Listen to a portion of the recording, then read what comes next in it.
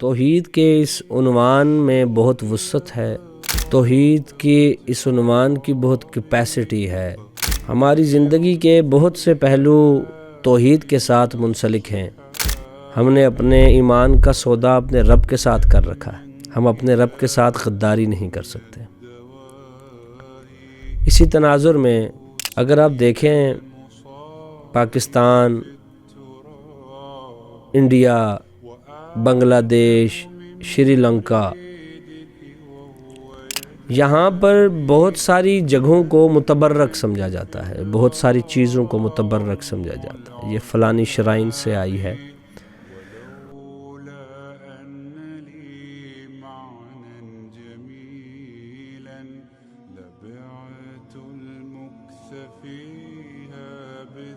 اس پتھر کو اٹھا کے چھاتی پہ، بغلوں پہ، ہر جگہ ماریں گے۔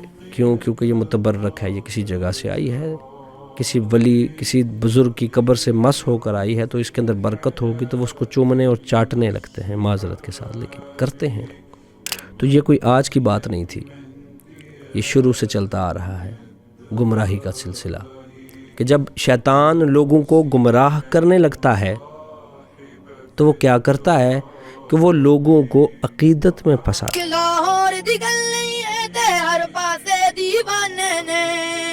ساری کائنات دے وچ میرے داتا دے دیوانے سجدہ نہ سمجھ صاحب سر دیتا ہوں نذرانہ۔ تو اگر آپ کسی بزرگ کو جھک کے ملتے ہیں، اس کا ہاتھ چومتے ہیں، تو آپ ادب سے احترام کر رہے ہیں۔ سب سے پہلا کام تو ہمارا یہ ہے۔ اس کے بعد اللہ تبارک و تعالیٰ سے مانگنے کا یہ ذریعہ ہے کہ اللہ تبارک و تعالیٰ سے ہم ان کے صدقے سے مانگے، ان کے وسیلے سے مانگے، کیونکہ ایسی جو شخصیات ہوتی ہیں اللہ تبارک و تعالیٰ کی برگزیدہ جو شخصیات ہوتی ہیں، ان کے توسل سے، ان کے وسیلے سے مانگنے سے اللہ تبارک و تعالیٰ دیتا ہے۔ میں ایک مثال دیتا ہوں آپ کو۔ اتنی بڑی ہستی ہے ماشاءاللہ، ہم اپنے آپ کو خوش نصیب سمجھتے ہیں، اس داتا کی نگری میں ہماری حاضری ہوئی ہے۔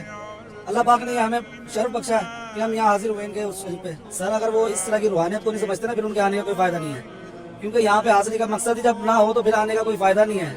یہ عقیدت کی بات ہے ساری، جو عقیدت سے آتا ہے اس کو مل جاتا ہے، جو عقیدت سے نہیں آتا وہ کھو کے چلا جاتا ہے۔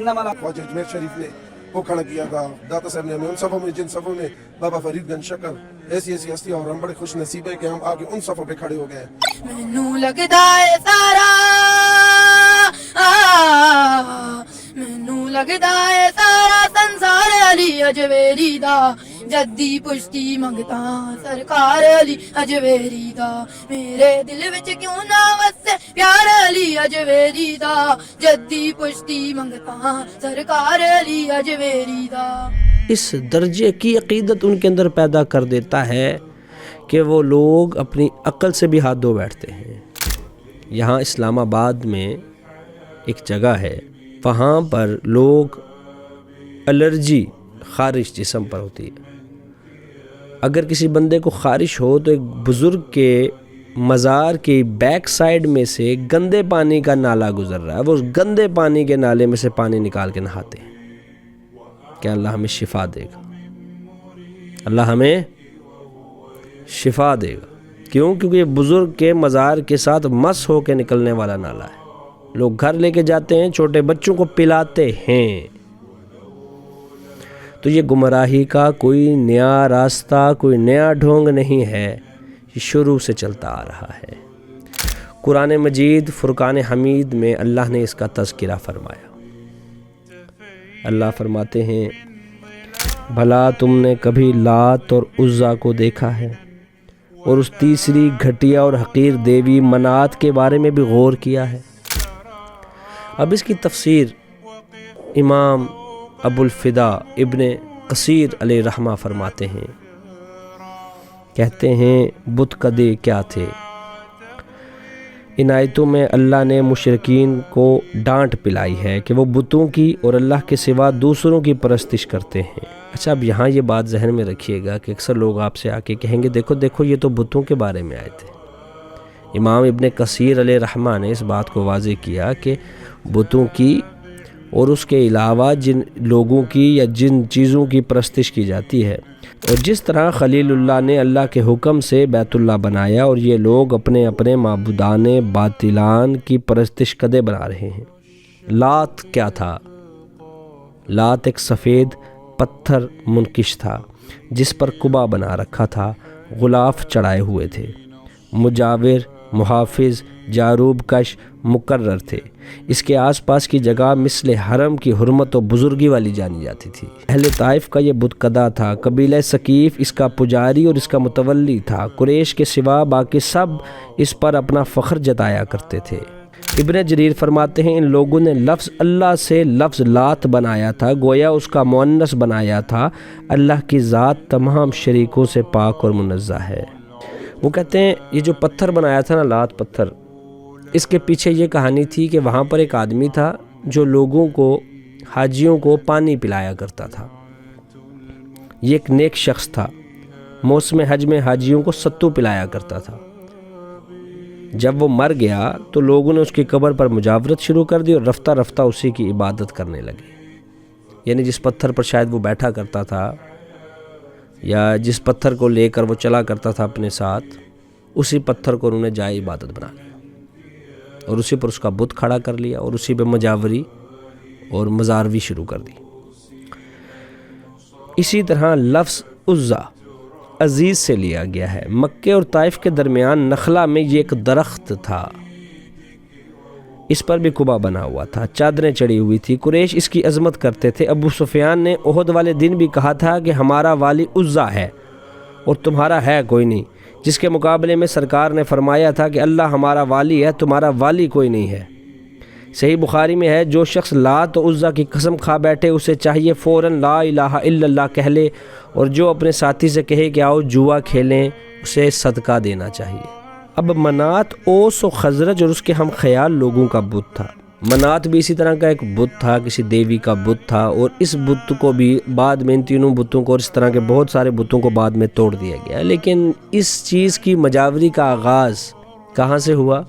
عقیدت سے، کہ لوگ محبت اس لیول پر کرتے تھے کہ لوگ کہتے تھے کہ چونکہ یہ آدمی نیک تھا، لوگوں کو پانی پلایا کرتا تھا، اللہ کے قریب ہوگا تو یہ ہمیں بھی اللہ کے قریب کر دے گا۔ یہ اللہ اللہ کرنے سے اللہ نہیں ملتا نا، یہ اللہ والے ہیں جو اللہ سے ملا دیتے ہیں۔ یہ آپ کا عقیدہ نہیں ہے، یہ پرانا منجن ہے جو نئے شاپر کے ساتھ بیچا جا رہا ہے۔ وہ پچھلے دنوں ایک بھائی نے دکھایا نا کہ یار وہ پاکستان کے اندر نا یہ جو اسرائیل بیسڈ پروڈکٹس ہیں نا وہ بین ہو رہی ہیں اور لوگ نہیں خرید رہے ہیں، تو انہوں نے کیا کیا، ڈیو کے اوپر پاکستانی پروڈکٹس کا نا سٹیکر چپکا کے بیچنا شروع کر دیا۔ بیچ کیا رہے ہیں؟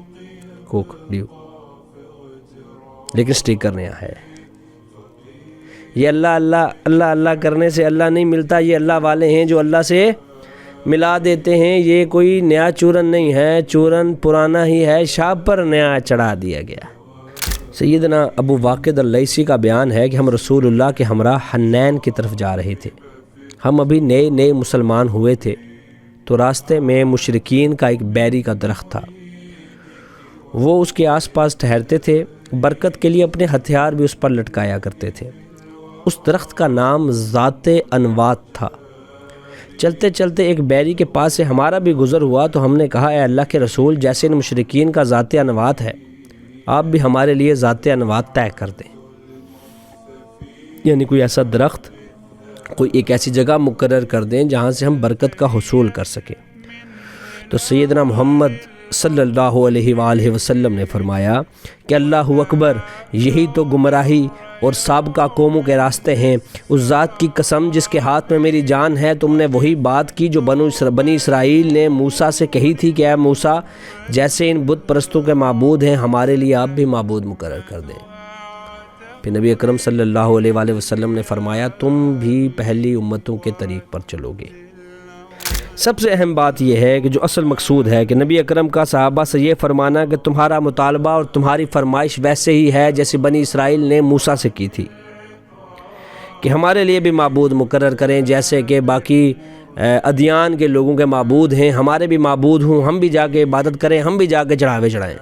یہ مسلمانوں کا طریق نہیں ہے، یہ مسلمانوں کا طریق نہیں ہے، یہ گمراہوں کا طریق ہے۔ کس کا؟ گمراہوں کا طریق ہے۔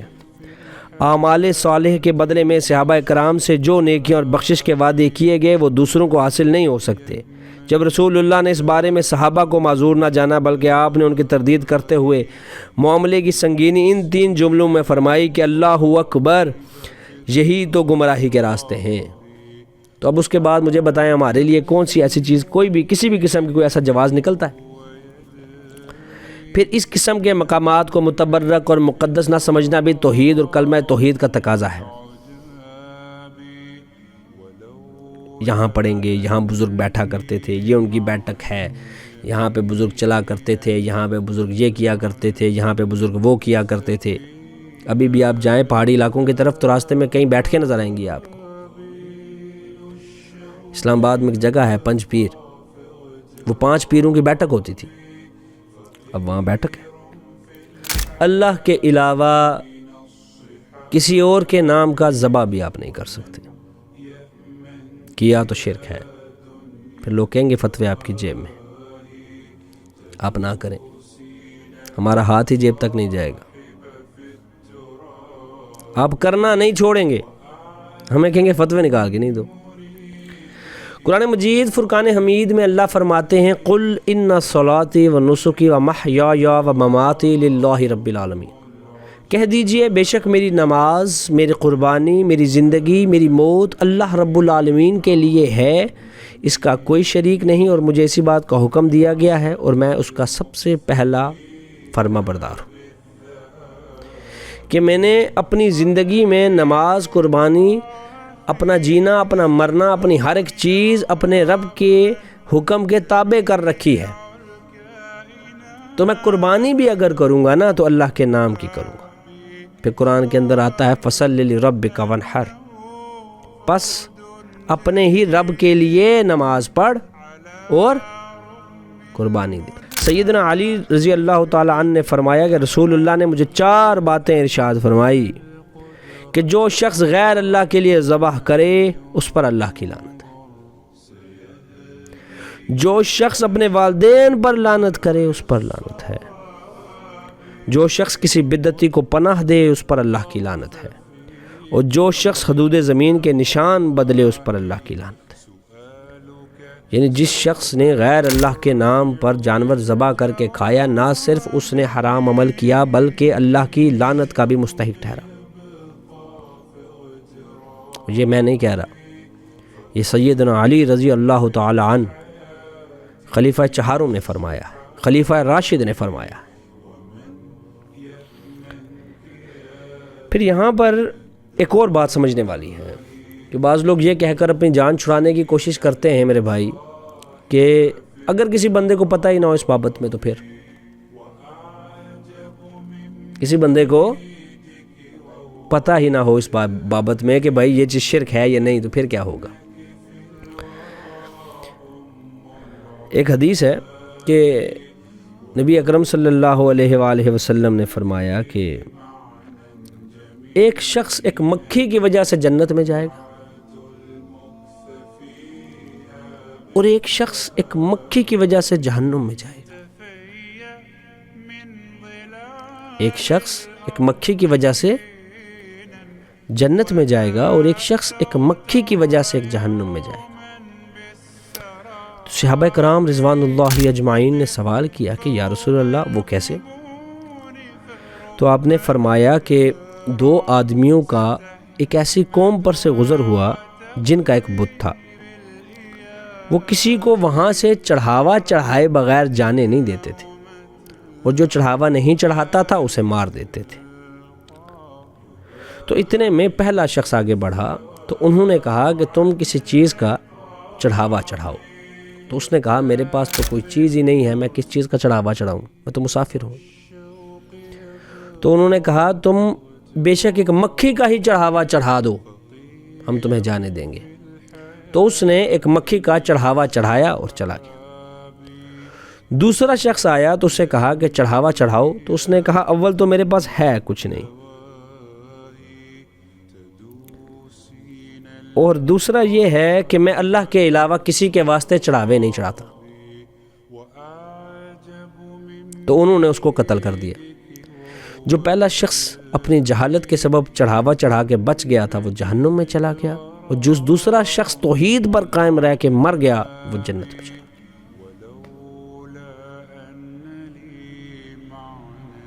سمجھ رہے ہو بات کو؟ آج کوئی بندہ کھڑا ہو کے کہ اچھا مین توحید کے پہلوؤں کا نام پتہ ہوا تو کیا ہوگا؟ یہ ہوگا۔ یہ تیرا میرا کول تو نہیں نا، یہ تیری میری بات ہی نہیں ہے نا، یہ تیرے میرے مسلک کی بات نہیں ہے، یہ تیرے میرے امام کی بات نہیں ہے کہ کہو امام احمد رضا خان نے یہ کہا تو کہو کیا نام ہے ان کا، اشرف علی تھانوی نے یہ کہا یا امام تیمیہ نے یہ کہا. یہ تیرے میرے امام کی تو بات ہی نہیں ہے، یہ تو کل جہانوں کے امام کی بات ہے. انہوں نے کہا کہ آپ نے اگر اپنی جہالت کی بنا پر بھی کہیں پر اللہ کے علاوہ کسی اور کے ساتھ اپنا کسی قسم کا تعلق جو اللہ کے ساتھ قائم ہونا تھا اگر قائم کر لیا تو جان لو جگہ ٹھکانہ وہی ہے جو شیطان کا ہے. اب آپ ایک جانور ذبح کرنے جاتے ہیں، ایک جانور کرنا بھی اللہ کے نام پر، لیکن ایک ایسی جگہ پر ہیں جہاں پہ غیر اللہ کے نام پہ جانور ذبح کیے جاتے ہیں، تو وہ بھی آپ نہیں کر سکیں گے. اس سے بھی ممانعت ہے، اس سے بھی توحید کے معنی میں کھید آتا ہے، رکاوٹ کھڑی ہوتی ہے، انٹرپشنز ہوتی ہیں. اللہ کا ارشاد ہے اے نبی آپ کبھی اس میں عبادت کے لیے کھڑے نہ ہوں. کس میں؟ مسجد زرار جو کہ منافقین نے غزوہ تبوک سے پہلے کھڑی کی تھی. اے نبی آپ کبھی اس میں عبادت کے لیے کھڑے نہ ہوں، البتہ وہ مسجد جس کی بنیاد روز اول سے ہی تقویٰ پر رکھی گئی ہے وہ زیادہ موزوں ہے کہ آپ اس میں عبادت کے لیے کھڑے ہوں، اور اس میں ایسے لوگ ہیں جو پاک صاف رہنے کو پسند کرتے ہیں، اور اللہ بھی پاک اور صفائی کو پسند کرتا ہے، اور اللہ کو بھی صفائی اور پاکیزگی اختیار کرنے والے لوگ پسند ہیں. نہیں سمجھ آئی؟ یعنی آپ نے اگر اللہ کے نام پر قربانی بھی کرنی ہے تو کسی ایسی جگہ پر کرنی ہے جہاں پہ اللہ کے نام کی ہی قربانی دی جاتی ہو. وہ کسی غیر اللہ کے نام کے اوپر مشہور جگہ کے اوپر آپ قربانی نہیں دے سکتے، کیونکہ وہ جگہ ناپاک ہے، نجس ہے، کیونکہ وہاں پر غیر اللہ کے نام کی قربانیاں دی جاتی ہیں. سیدنا ثابت بن ضحاک سے روایت ہے کہ ایک آدمی نے بوانہ کے مقام پر اونٹ ذبح کرنے کی نظر مانی تو اس کے متعلق اس نے نبی اکرم سے دریافت کیا تو آپ نے سوال کیا کیا وہاں دور جاہلیت میں کسی بت کی پوجا ہوتی تھی؟ کسی؟ صحابہ نے کہا نہیں. آپ نے پھر پوچھا کہ کیا وہاں مشرکین کا کوئی تہوار ہوتا تھا؟ صحابہ نے کہا نہیں. آپ نے فرمایا کہ تم اپنی نظر پوری کر لو، یاد رکھو جو نظر اللہ کی نافرمانی کے متعلق ہو یا انسان کے تصرف یا اختیار میں نہ ہو اسے پورا کرنا ہرگز جائز نہیں ہے. یعنی سرکار نے 2-3 سوال کر کے اس جگہ کی پہلے پاکیزگی کو جانا، کیا وہ اس قابل بھی ہے کہ وہاں پہ اللہ کے نام پر جانور کو قربان کیا جائے؟ تو اللہ کے نام پر بھی قربانی وہیں پر ہوگی جہاں پر اللہ کے نام پر جانور قربان کیے جاتے ہوں گے. جہاں پہ غیر اللہ کا تذکرہ بھی ہوگا، نجاست کا شائبہ بھی ہوگا، وہاں پر اللہ کے نام کی قربانی کرنا بھی جائز ہے. یہ جیب میں تھا فتویٰ.